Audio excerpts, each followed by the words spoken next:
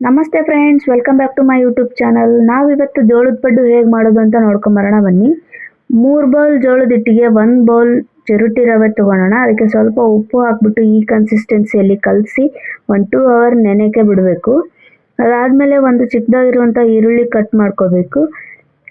ಈರುಳ್ಳಿ ಕಟ್ ಮಾಡಿಕೊಂಡು ಹಸಿಮೆಣಸಿನ್ಕಾಯಿ ಪೇಸ್ಟ್ ಮಾಡ್ಕೊಳ್ಳೋಣ. ಹಸಿಮೆಣಸಿನ್ಕಾಯಿ ಪೇಸ್ಟು ಮತ್ತು ಈರುಳ್ಳಿ ನಾವು ಪಡ್ಡು ಯಾವಾಗ ಮಾಡ್ತೀವೋ ಆ ಹಿಟ್ಟಿಗೆ ಹಾಕ್ಕೊಂಡು ಕಲಿಸ್ಕೋಬೇಕು ಚೆನ್ನಾಗಿ. ನಮಗೆ ಕಲರ್ ಬೇಕಂದರೆ ಸ್ವಲ್ಪ ಅರಿಶಿನ ಪುಡಿ ಮತ್ತು ನಮಗೆ ಫ್ಲೇವರ್ ಸಿಗಬೇಕಂದ್ರೆ ಸ್ವಲ್ಪ ಜೀರಿಗೆ ಹಾಕ್ಕೊಂಡು ಕಲಿಸ್ಕೊಳ್ಳಿ ಚೆನ್ನಾಗಿ. ಈ ಥರ ಕಲಿಸ್ಕೊಂಡು ಪಡ್ಡಿಂದು ಪ್ಯಾನ್ ಇಡೋಣ. ಪಡ್ಡಿನ ಪ್ಯಾನ್ಗೆ ನೀವು ಎಣ್ಣೆನಾದರೂ ಹಾಕ್ಕೋಬೋದು, ತುಪ್ಪನಾದರೂ ಹಾಕ್ಕೋಬೋದು. ನಾನಿವತ್ತು ತುಪ್ಪ ಹಾಕ್ಕೊಂಡಿದ್ದೀನಿ. ಸೊ ಎಲ್ಲ ಸ್ಪ್ರೆಡ್ ಮಾಡಿಕೊಂಡು ಚೆನ್ನಾಗಿ ಚಿಕ್ಕದಾಗಿರೋದೇ ಹಾಕಿ, ದೊಡ್ಡದಾಗಿ ಹಾಕಿದರೆ ಚೆನ್ನಾಗಿ ಬೆನಿಯಲ್ಲ ಅದು.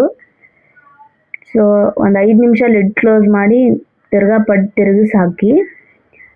ಅದಾದಮೇಲೆ ಮತ್ತೆ ಒಂದು 2 ಮಿನಿಟ್ಸ್ನ ಲಿಡ್ ಕ್ಲೋಸ್ ಮಾಡಿ ಆಮೇಲೆ ತೆಕ್ಕೊಂಬಿಡಿ. ಮತ್ತೆ ಜಾಸ್ತಿ ಟೈಮ್ ಬಿಟ್ಟರೆ ಸೀದೋಗ್ಬಿಡುತ್ತೆ. ನೋಡಿ ಇಷ್ಟು ಚೆನ್ನಾಗಿ ಬಂದಿದೆ. ನೀವು ಒಂದು ಟೈಮ್ ಟ್ರೈ ಮಾಡಿ. Thank you for watching.